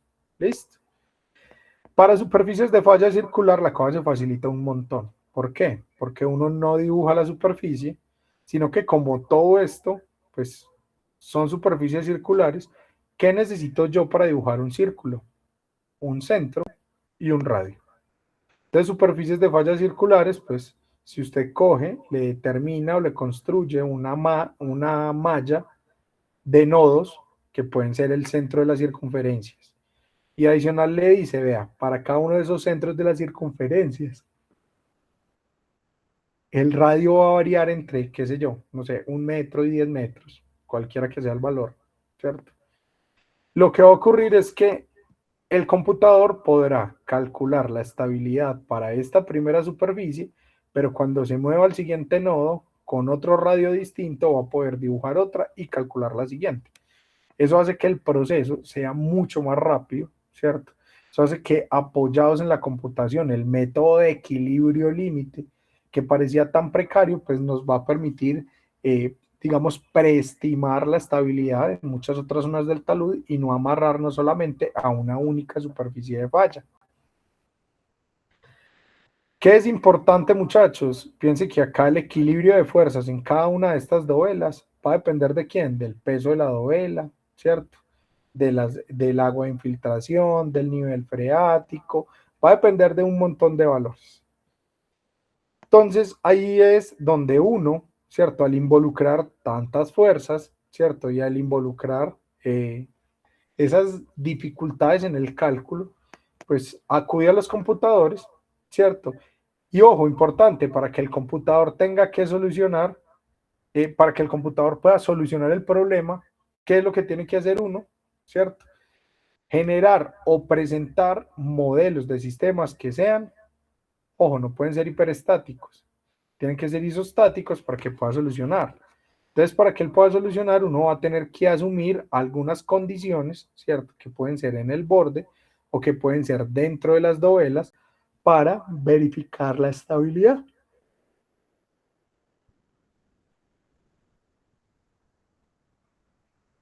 Entonces, muchachos, primero, ¿por qué aparecieron las dovelas? Pues porque era muy difícil ubicar el centro de masa, y más cuando teníamos suelos estratificados y cuando teníamos agua subterránea. El problema es que la solución era estáticamente indeterminada porque la resistencia al corte era variable a lo largo de toda la superficie. Existía pues como digamos un inconveniente en el cálculo de la resistencia al corte, ¿cierto? Porque uno no sabía si al final promediar o al final hacer promedios ponderados o al final dividir y calcular en cada punto, ¿cierto? Tampoco teníamos certeza o teníamos variaciones importantes en el cálculo de los esfuerzos efectivos punto a punto para pues para toda esa masa de suelo. Y tampoco sabíamos cómo variaba la fuerza de infiltración, o bueno, sí sabíamos cómo variaba la fuerza de infiltración punto a punto, pero incluir ese fenómeno, ¿cierto? En una única masa de suelo se hacía muy complejo. Entonces ahí fue donde arrancamos a dividir en dovelas el problema, ¿cierto? Entonces esa división en dovelas del problema, piense que yo ya voy a hacer el equilibrio de fuerzas no sobre toda esta masa que está sobre la superficie de falla, sino sobre una única porción de esa masa. Entonces supongamos que yo tomo acá la superficie, ¿cierto? O la dovela número 2, que la dibujé acá. Me traigo la dovela número 2, ¿cierto? Para un esquemita sencillo, simplificado, pues bueno, no tan simplificado, pero pues un esquema un poquito más sencillo, donde esa curva que yo tenía en la parte inferior, pues acuerde que si una curva es muy pequeña se puede dibujar como una recta, entonces esto se dibuja como una recta, y fíjense que yo ya conozco cuáles son las fuerzas que actúan acá y cómo actúan esas fuerzas. Yo puedo hacer entonces que entre este bloque y el bloque que sigue aparezcan fuerzas horizontales, fuerzas verticales, ¿cierto? ¿Producto de qué? La fuerza que el otro bloque le está haciendo al bloque que yo estoy analizando. Y pues simultáneamente cuando yo vaya a analizar el siguiente bloque, pues puedo hacer o puedo incluir las fuerzas que ya tiene el bloque de la parte superior. ¿Listo? Entonces eso se convierte, muchachos, en un cálculo de un montón de elementicos, ¿cierto? De un montón de dovelitas y el equilibrio de cada una de ellas. ¿Listo?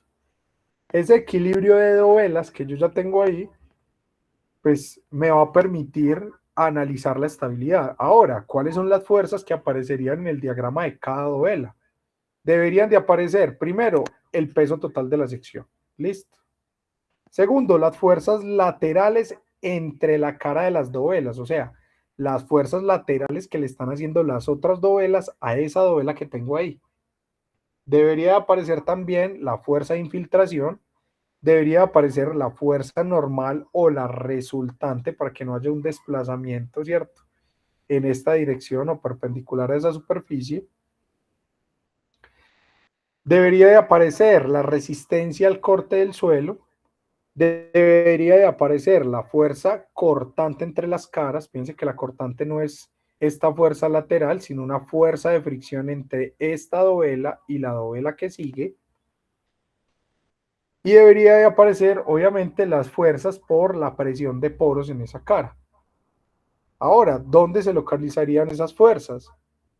Podríamos localizar las fuerzas laterales a una distancia que hemos llamado ZJ, ¿cierto? Una distancia respecto al centro del bloque, ¿cierto? O respecto al centro del bloque siguiente. Entonces ahí es donde empieza todo el mundo a tener inconvenientes.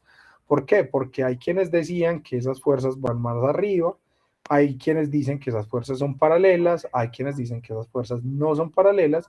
Entonces empezaron a aparecer un montón de teorías respecto a este equilibrio de fuerzas.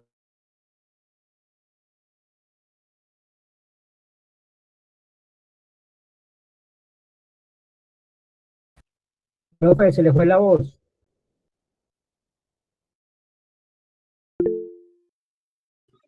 Hola, listo, me acabé de ir, ya volví, ¿no?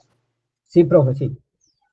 Listo, perfecto. Voy a volver a cerrar este micrófono y me avisan otra vez si tengo señal. Ahí se cayó la señal, por lo que veo. Regálenme un segundo, restablezco la señal.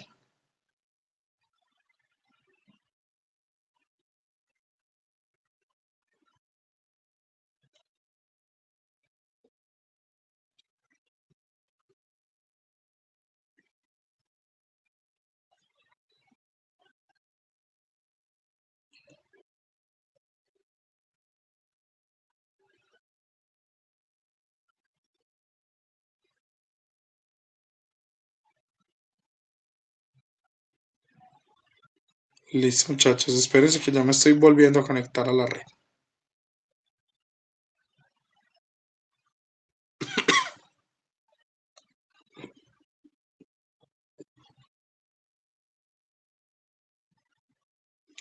Listo, perfecto. Ya me conecté por acá.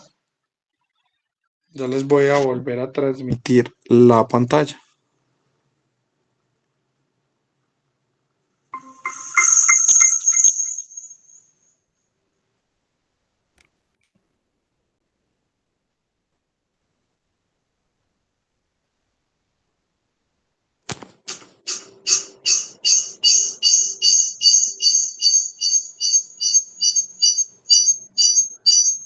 Casi se me acaba de conectar.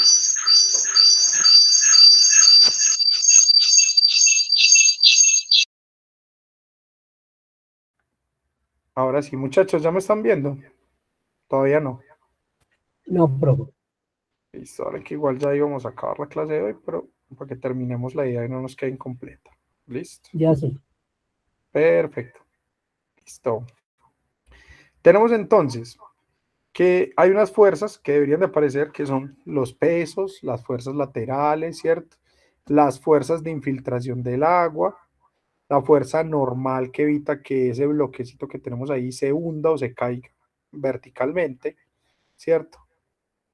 La resistencia al corte del talud, las fuerzas cortantes o la fricción entre diferentes dovelas y las fuerzas por presión de poros, ¿cierto? La localización de esas fuerzas, entonces ahí fue donde empezó la discusión de todo el mundo. Dependiendo de los autores, ellos empezaron a decir dónde se localizaban cada una de esas fuerzas, ¿cierto? Porque hay autores que afirman que la fuerza entre bloques, pues yo la puedo representar como una fuerza horizontal, ¿cierto? Otros dicen que es una fuerza paralela a la cara superior del talud. Otros dicen que, por ejemplo, estas fuerzas de fricción no las consideran, pero consideran unas fuerzas horizontales desplazadas o localizadas al centro de cada uno de los bloques. Entonces, fíjese que ahí aparecen un montón de criterios y por eso van a aparecer un montón de autores que lo que intentan es solucionar ese problema del equilibrio de fuerzas, ¿cierto? Ventajas para nosotros. Por lo menos había algo en lo que estábamos de acuerdo y eran las fuerzas que aparecían, ¿cierto? Entonces, bueno, y teníamos otra ventaja y era que la geometría de cada dovela pues era estable, ¿cierto? O sea, el ancho de la dovela, o sea, cada dovela tiene su ancho, cada dovela va a tener su largo, ¿cierto? Y cada dovela va a tener una inclinación respecto a la horizontal. Entonces, atendiendo a eso, aparecen varios autores, ¿cierto? Aparece Felenius, aparece Bishop, ¿cierto? Aparece Morgenstern y Price, que en realidad son dos autores, aparece Spencer, aparece Bell y aparece Jambu. Estos, digamos, son los métodos más comunes, ¿cierto? Los dejamos para verlos la próxima clase. Pero importante, muchachos, la próxima clase, ojalá se conecten y se conecten con el computador ahí dispuesto. ¿Por qué?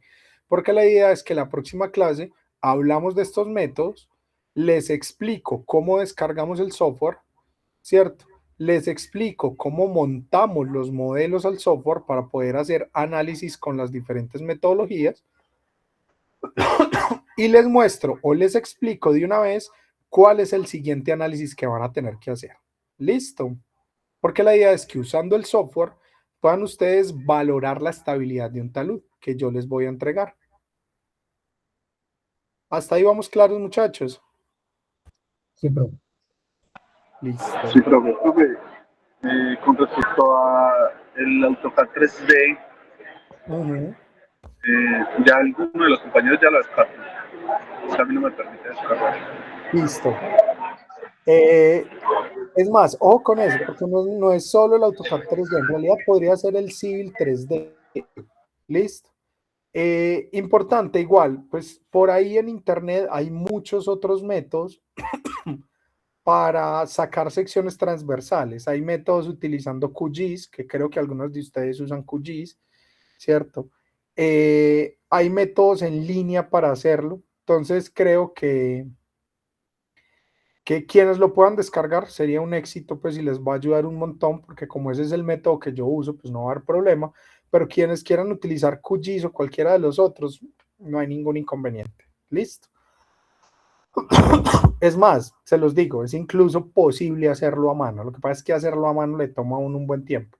Se demora uno menos descargando AutoCAD Civil 3D, ¿cierto? Que hay una versión estudiantil.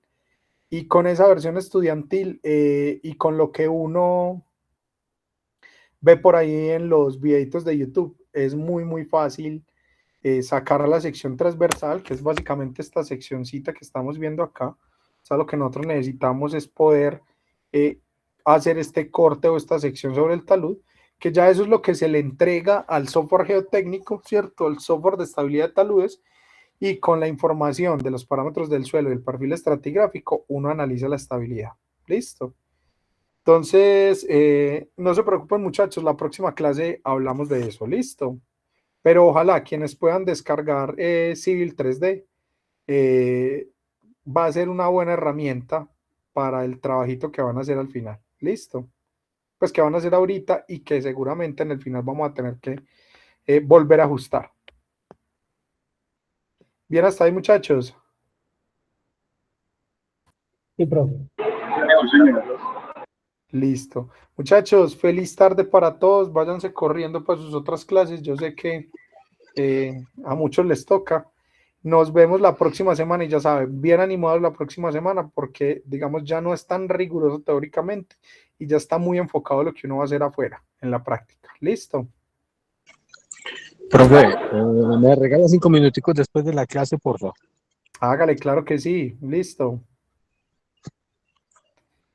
Bueno, muchachos, feliz tarde para todos. Yo me quedo por acá para hablar con el compañero que me Con José. necesita. Listo. Con José, listo. Ahora Bueno, sí, yo te estoy profe, viendo por acá. gracias. Listo, José. Gracias, Feliz profe, tarde hasta para luego. todos. Gracias, profe, hasta luego. Mucho gusto, hasta luego.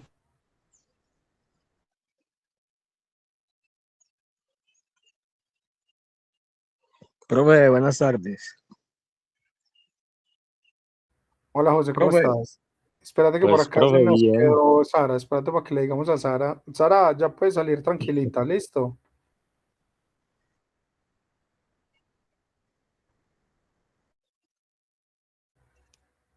Listo, Roberto. De pronto Sara tuvo ahí algún inconveniente. ¿Te molesta que hablemos con ella No, acá o no hay problema?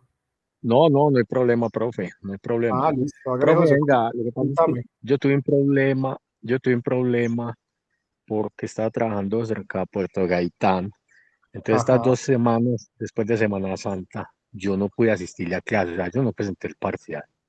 Ok. La clase pasada tampoco pude, pues, porque no me metí al parcial, profe, y los datos no me daban. Y no nos dejan salir tampoco, pues, por el orden público.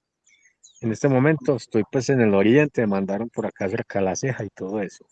Pero mi consulta es si yo necesito llevar alguna excusa o, bueno, ya el parcial, pues, no se presentó. Pero si usted ha hecho algún otro trabajo o algo, o apenas llevamos el primer informe y el parcial. Listo. José, por ahora solamente llevamos el primer informe, ¿cierto? Sí, Que no sé si te acordás, fue el levantamiento del talud, ese sí lo entregaste, ¿cierto que sí? sí, señor, sí, no, yo estaba en el grupo Listo. 1. Perfecto, José, no hay problema. Entonces, digamos que tienes la nota del 1. Respecto a lo otro, primero, importante, no te puedo dar ventaja respecto a los compañeros, ¿listo? O sea, no te puedo No, dejar no, presentar el parcial si no tienes una excusa, pero me acabas de mencionar algo que te da la posibilidad de presentar el parcial. Y es que a ti no te dejaron salir del proyecto por un problema de orden público, ¿cierto? sí, señor.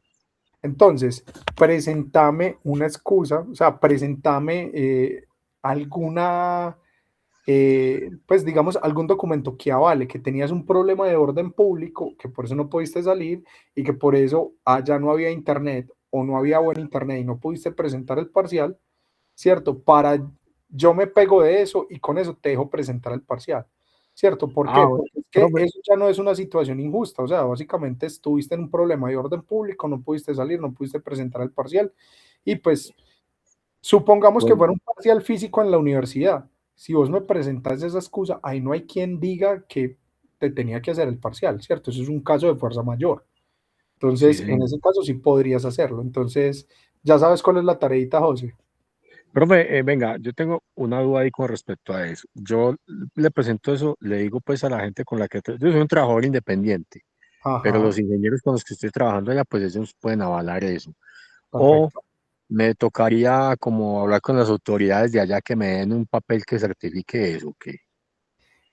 Ahí hay varias cosas, ¿cierto? Si los ingenieros con los que vos trabajas allá, usualmente ellos tienen un grupo o deben de tener, pues si es una empresa bien consolidada, tienen seguridad y salud en el trabajo, SST, ¿cierto? Sí, Ese departamento SST de ellos, seguridad y salud en el trabajo, ellos son los encargados de verificar el tema de la seguridad en los municipios o donde uno esté haciendo el trabajo, ¿cierto? Te lo digo porque a sí, mí ese trabajo me lo hacía el SST antes de irme a trabajar allá, donde yo sí, estaba señor. empresa privada. Entonces es muy probable que desde ese grupo de SST que tiene esa otra empresa para la que vos les estás trabajando, ellos puedan emitir una carta sencilla diciendo, vea, la situación de orden, están trabajando en tal municipio, la situación de orden público fue esta durante estas fechas, se recomendó no salir, no retirarse, mantenerse en los campamentos del proyecto, por ejemplo, suponiendo pues algo así, Ah, listo. y ya con eso estaríamos sin problemas. Ah, bueno, profe, vea, yo, pues esta semana estoy acá, como le digo, en el oriente.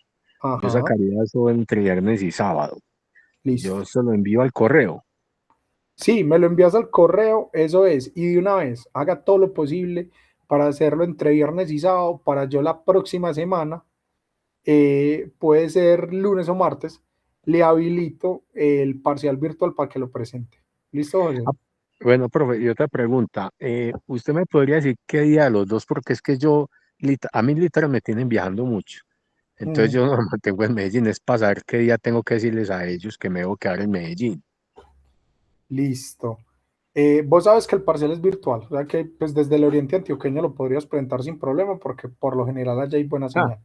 profe, le digo que donde yo estoy, en este momento estoy afuera de donde estamos en el monte, donde haya señal, porque estoy Ahí- entre La Ceja y La Unión, y le digo que las antenas Ah, están al frente y aquí los datos son malísimos, profe, pero malos son malos, y si llueve, ok, peor. Por eso debo quedarme en Medellín, pero si usted me dice, pues yo ya hablé con ellos, yo me quedo ajá, lunes o martes, no me listo. incomoda, yo puedo pedir el Ok. permiso, es para saber qué día tengo que pedir el permiso. Listo. Si tú me mandas la excusa el viernes, yo creería que lo podríamos hacer el mismo lunes. Puede ser despuesito Después de de la la clase. clase. Ah, bueno, perfecto, no, así me quedo yo el O lunes en sea, eso Medellín. es. Porque Li- recibir la clase normal y luego de la clase que hago. Nos quedamos vos y yo así como nos acabamos de quedar acá, yo ya con la excusa revisada y todo sustentado ante la facultad. Lo que hago es que te habilito y te digo, mira, a tal hora te cierro el parcial y yo ya me voy a dictar otra clase, cosa que vos te puedas quedar presentando el parcial acá, ¿cierto? Mientras yo dicto Listo, la profe. otra clase y si tenés alguna duda, alguna inquietud, me alzas la manito y yo paro un segundito a dictar la otra clase y te atiendo la duda. Listo, profe, le agradezco mucho. Entonces, yo voy a hablar con ellos ya, y me lo sacan lo más ligero posible. Eso es, dale, Listo, profe, le agradezco mucho. Una feliz dale, tarde. José. Ok, que Muchas estés gracias. muy Hasta bien, luego. chao.